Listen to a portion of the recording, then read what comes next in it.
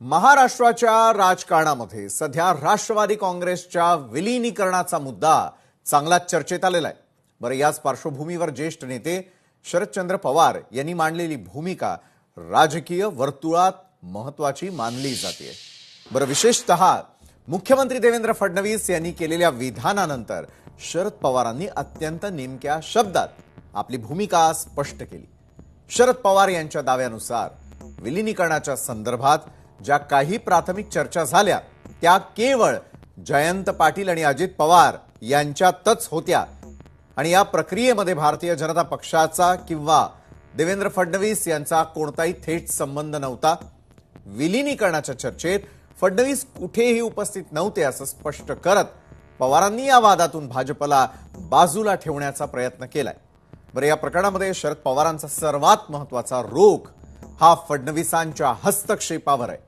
शरद पवारांनी थेट सवाल उपस्थित केलेला आहे की जेव्हा ही चर्चा दोन पक्षांतर्गत नेत्यांमध्ये सुरू होती तेव्हा त्यात देवेंद्र फडणवीस यांना बोलण्याचा नेमका अधिकार काय, या विधानाद्वारे त्यांनी राजकीय मर्यादांची जाणीव करून दिली आहे।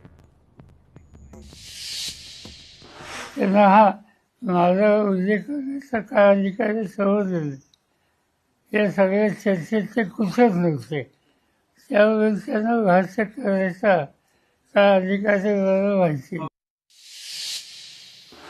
तर राष्ट्रवादी काँग्रेसच्या संभाव्य विलीनीकरणावरून शरद पवार यांनी व्यक्त केलेली भूमिका ही केवळ राजकीय स्पष्टीकरण नसून तो विरोधी पक्षांच्या अंतर्गत स्वायत्ततेचा मुद्दा आहे। कोणत्याही पक्षाचं अस्तित्व तसंच विलीनीकरण हा त्या संघटनेचा आणि नेत्यांचा स्वेच्छाधिकार असतो। बरं, शरद पवारांनी फडणवीसांना बोलण्याचा अधिकार काय असा सवाल उपस्थित करून सत्ताधारी पक्षानं दुसऱ्या पक्षाच्या धोरणात्मक निर्णयांमध्ये हस्तक्षेप करू नये हेच अधोरेखित केलेलं आहे। आणि याच संदर्भामध्ये काही राजकीय प्रतिक्रिया आलेल्या त्या देखील आपण पाहणार आहोत। राष्ट्रवादी काँग्रेसचं विलीनीकरण करायचं का नाही करायचं हा निर्णय सुनेत्राताई पवार यांनी घ्यायचा आहे। सुनेत्राताई पवार या राष्ट्रवादी काँग्रेसच्या सर्वेसर्वा आहेत।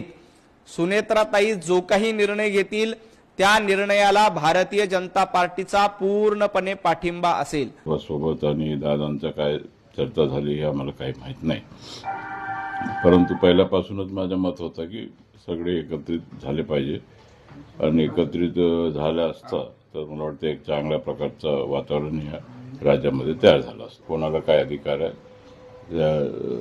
स्वतंत्र आपण आहोत, देश स्वतंत्र आहे आणि कोणाला काय बोलायचं ते आपलं मत व्यक्त करतात, परंतु आमच्या पक्षाचा बाब आहे आणि आमच्या पक्षामध्ये जे काय निर्णय होईल ते वरिष्ठ निर्णय घेतील। एका बाजूला विलीनीकरणाच्या चर्चा आणि त्यानंतर एकमेकांच्या